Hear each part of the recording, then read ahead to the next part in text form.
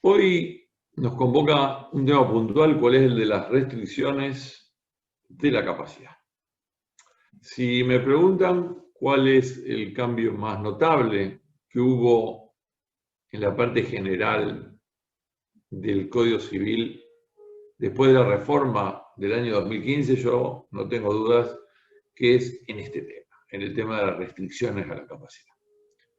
Nosotros vamos a tratar de sintetizar los distintos casos en donde se puede restringir la capacidad de una persona. Ustedes saben que hay reglas generales, principios comunes, por los cuales la autonomía de la persona es lo que tiende a prevalecer después de la reforma del año 2015. Es decir, que excepcionalmente se podrá restringir la capacidad y mucho más allá, con mucha mayor severidad, deberá juzgarse un supuesto en el que se pretenda declarar la incapacidad de una persona humana. Un auténtico cambio de 180 grados en lo que existía en el sistema velezano y aún en el sistema de la ley 17711. Ustedes ya han visto en otro tutorial todo lo concerniente a los principios y las reglas generales que establece el artículo 31 del Código Civil y Comercial, en donde, volvemos a decirlo, la capacidad es la que se presume, aun cuando la persona pudiese estar internada. ¿Cuándo entonces se puede restringir la capacidad? ¿Cuándo se la puede limitar? ¿A qué casos nos estamos refiriendo para decir, bueno, esta persona humana no va a poder realizar por sí, requiere de algún tipo de asistencia para poder ejecutar actos patrimoniales o extrapatrimoniales? La regulación está contenida en el artículo 32 y siguiente del Código Civil y Comercial. Ustedes se fijan, para aquellos que son más viejos, hay alguna terminología que les podrá ser común o que les resultará conocida. Claro, aquí hay una modernización, una mayor precisión en cuanto a conceptos que el anterior código tenía en el artículo 152 bis cuando hablaba de los inhabilitados, una figura que fue incorporada en el año 1968 en nuestra legislación por la ley 17711 y que aún hoy, y después vamos a ver, el Código Civil y Comercial mantiene. ¿En qué casos se puede restringir la capacidad de una persona? Excepcionalmente, un juez, porque solamente se puede restringir la capacidad a través de una sentencia judicial, es decir, a través de un proceso que asegure el derecho de defensa, de amplia prueba y de escucha de la persona a la que se quiere restringir en cuanto a su capacidad, un juez puede restringir la capacidad en dos supuestos. El primer supuesto es el de la persona que padece una adicción. Y el segundo es el supuesto de la persona que padece una alteración mental permanente o prolongada de suficiente gravedad. Y siempre que se estime, el juez estime, que de un ejercicio de la plena capacidad de este sujeto puede resultar un daño a su persona o a sus bienes.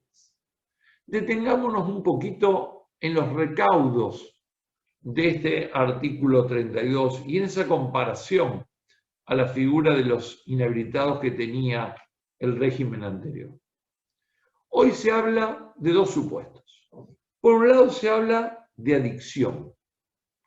En la vieja figura de los inhabilitados se hablaba puntualmente de dos casos de adicción. Se hablaba de los toxicómanos y de los ebrios consuetudinarios.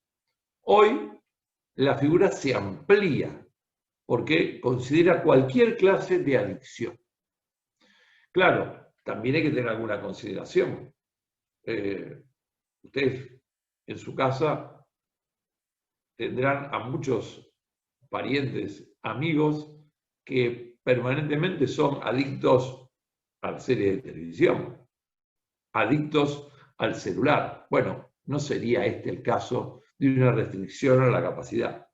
Estamos hablando de las personas en general que tienen una adicción por causas de drogadicción, por causa de una tendencia a volcarse hacia la bebida o algún otro tipo de consumo de estupefacientes, y que puede en consecuencia de ello tener una notable perjuicio en cuanto a la administración de su persona y en cuanto a la administración de sus bienes. La segunda hipótesis es también distinta a la del inciso 2 del anterior artículo 152 bis. Es la de la alteración mental permanente o prolongada de suficiente gravedad. Advierten una cuestión: la permanencia, la prolongación, la gravedad no están contempladas para el caso de la adicción, están contempladas para el caso de la alteración mental.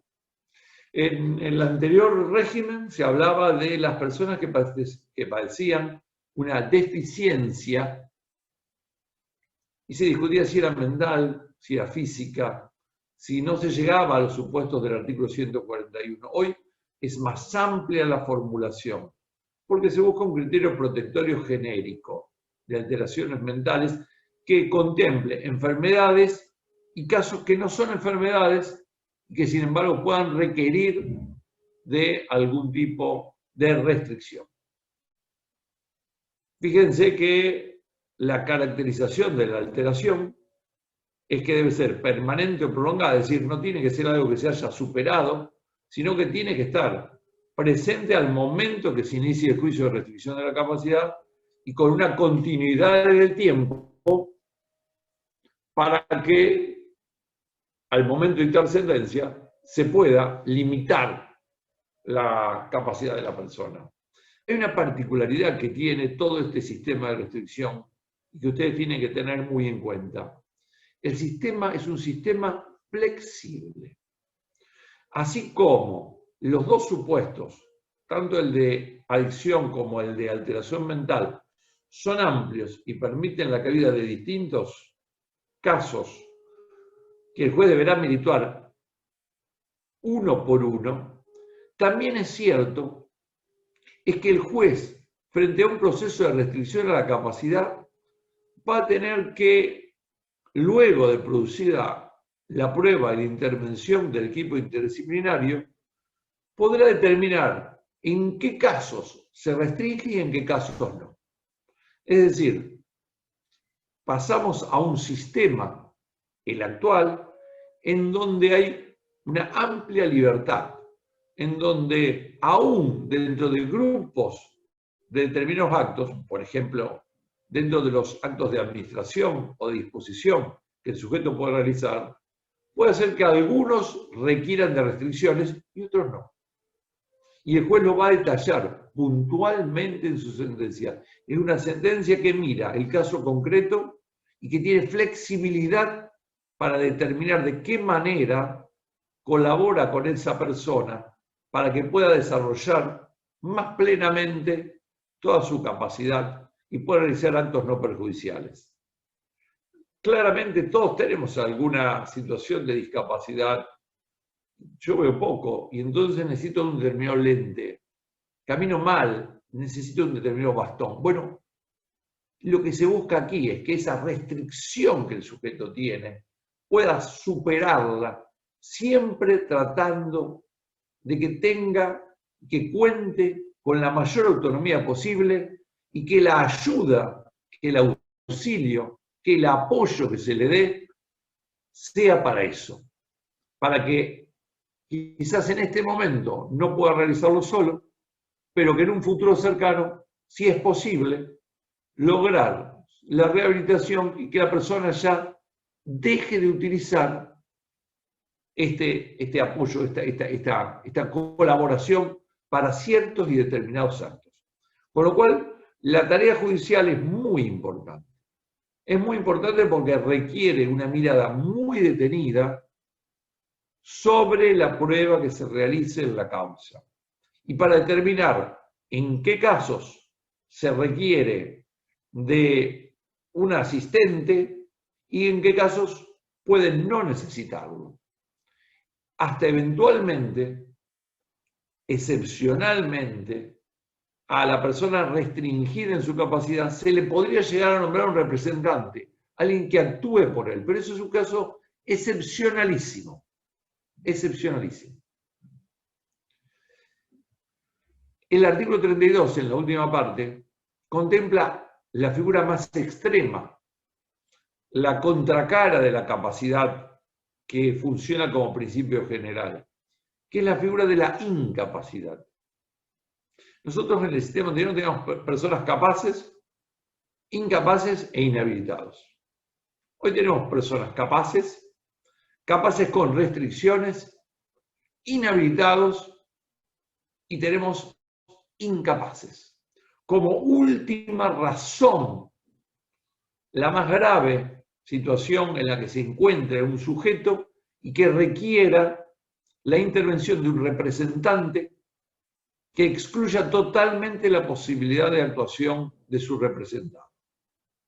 Claro, esto, ¿por qué causa puede acontecer? Bueno, lo dice el artículo 32, dice, por excepción, con lo cual ya limita la cuestión, en los casos en que la persona se encuentra absolutamente imposibilitada, subrayo la palabra absolutamente.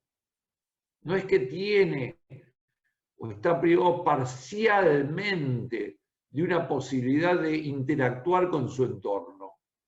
Cuando la persona se encuentra absolutamente imposibilitada de interrelacionar con su entorno y expresar su voluntad por cualquier método, modo o formato, y el sistema de asistencia o de apoyo no sirva, sea ineficaz, ahí recién lo que hace el juez es determinar la incapacidad y designarle un curador.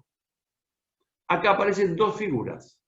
La figura del apoyo o asistente para los casos de capacidad restringida y la figura del curador, que es un representante legal que en principio actúa excluyendo la intervención de su representado. Hay quienes han sostenido que la figura de incapacidad es contraria a la Convención sobre los Derechos de las Personas con Discapacidad, que debería ser eliminada, pero hay casos extremos en donde se requiere aún de la figura. Yo leía por ahí en las obras que analizan el nuevo código y daban el ejemplo de famoso cantante argentino malogrado por una enfermedad cardiovascular después de un recital en Venezuela, y donde durante largo tiempo estuvo imposibilitado de interactuar con su entorno. Todo lo concerniente a la administración y disposición de sus bienes, de sus cuestiones personales, requerían naturalmente de la designación de un curador. Esos casos excepcionalísimos son los que contempla la última parte del artículo 32. Luego, el código, y esta parte no la vamos a ver artículo por artículo, ustedes la pueden buscar y leer, tiene todo un régimen que hay que correlacionarlo con los códigos de procedimiento locales. ¿Por qué? Porque tiene toda una normativa, así como lo tenía en los artículos del viejo Código Civil, tiene toda una cuestión que hace a cómo debe tramitar el juicio de restricción de capacidad. ¿Quiénes son las personas legitimadas? ¿Cuáles son las medidas cautelares que se pueden tomar? A mí me interesa resaltar dos aspectos. La primera es la intervención de la persona cuya restricción de capacidad se persigue dentro de ese proceso. La persona es parte en el proceso y puede aportar toda la prueba que hace a su defensa para tratar de que se la restrinja, en la menor porción posible del ejercicio de sus derechos.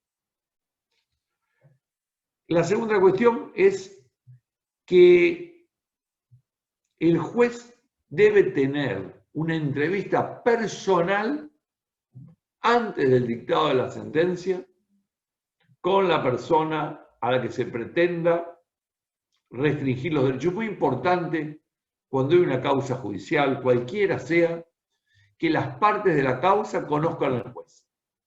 Y es muy importante cuando se trata de limitar excepcionalmente los derechos que ejerce una persona, que el juez también conozca a la persona en cuestión. Detrás de cada expediente, cualquiera sea la causa, y esto recuérdenlo para toda su vida profesional, hay personas de carne y hueso.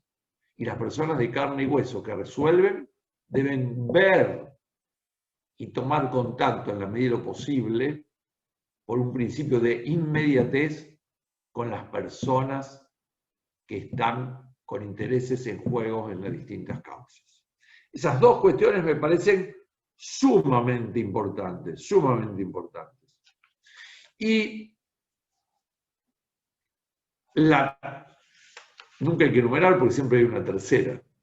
Y la otra cosa que también me parece de suma importancia y de cambio es la intervención de un equipo interdisciplinario que analice la situación personal, las causas y las consecuencias que puede tener el sujeto en caso de que no se restrinja la capacidad. Así que acá ya no es un equipo médico, se requiere más, se requiere de asistentes sociales y además médicos, psicólogos, psiquiatras, según el caso de la persona que esté en juego. Por eso es imprescindible para que el juez pueda resolver contar con el dictamen del equipo interdisciplinario. Y esta idea de interdisciplinariedad nos parece también que debe ser subrayada. La única manera, dijimos, de restringir la capacidad es a través de la garantía que da un proceso judicial. Pero además hay una particularidad. La sentencia debe ser muy específica. Debe determinar claramente la extensión, el alcance de las restricciones y las funciones y actos que va a cumplir aquel que venga a asistir a la persona cuya capacidad se restringe. Lo que se busca siempre es afectar lo menos posible la autonomía personal del sujeto. ¿Cuál es el sistema que ha previsto el Código Civil y Comercial para colaborar con las personas de capacidad restringida? El sistema de apoyo al ejercicio de la capacidad. Y el apoyo es cualquier medida de carácter judicial o extrajudicial que faciliten a la persona lo que requiera para poder tomar decisiones. Así que en la sentencia el juez puede determinar que un familiar, que una persona humana ajena a la familia, que una determinada institución o que todos juntos puedan servir de apoyo a esta persona.